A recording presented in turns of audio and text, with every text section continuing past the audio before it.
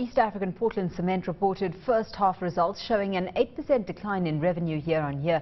Portland also reported a 13% decline in earnings per share as well as a 12% increase in gross profit. We now cross live to Nairobi to chat with Kephar Tande, who's the MD at East Africa Portland Cement, and he'll be unpacking these numbers for us. Thanks so much, Kephar, for joining us this afternoon. Let's get straight into what's come through here. We've got the company swinging to a first half profit, so it seems like it was a good period for the group.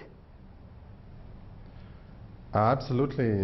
This was a good year for the group. We managed to swing the profits by over 600 million shillings in just 6 months, and we are now in the black numbers. So let's take a look at what you've had to do in order to get to this position right now. Lots of cost management efforts being put into the organization. So let's perhaps start there and take a look at how you're getting a handle on things.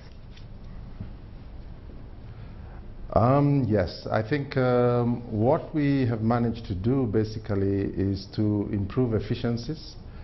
And in the process, we have managed to reduce our cost of production by 800 million shillings in this first half of the year. And I think that, coupled with a reduction in fixed overheads in the administrative and selling areas, we've been able to bring back into the company just about 1 billion shillings, really. And you've been able to enjoy hefty margins as well. We're looking at gross profit margins now sitting at 30% compared to 18%, which was achieved in the same period last year. How much, Kephar, are you managing to filter through, or to let filter through to your consumers in terms of the kind of pricing you're putting on your products? Yes, that is in fact one of our major victories this year. We've been able to become a lot more competitive. We have had, due to competition in this market now, we have 6 companies producing cement, all of them added together with a capacity of over 7 million tons of cement every year.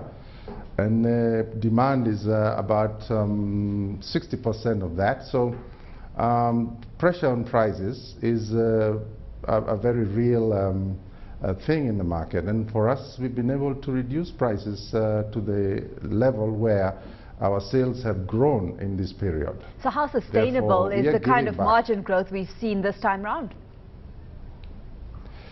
Yes, the margin growth has come despite the reduction in prices that we've been able to give back to the market. At least 5% on the prices of the previous year has gone down, but at the same time we've been able to increase gross profit margins to 30%, by 12%. So it's all about efficiency, producing our own clinker as opposed to buying it from outside, and making sure that our fixed overheads are well controlled. I think those are the 2 major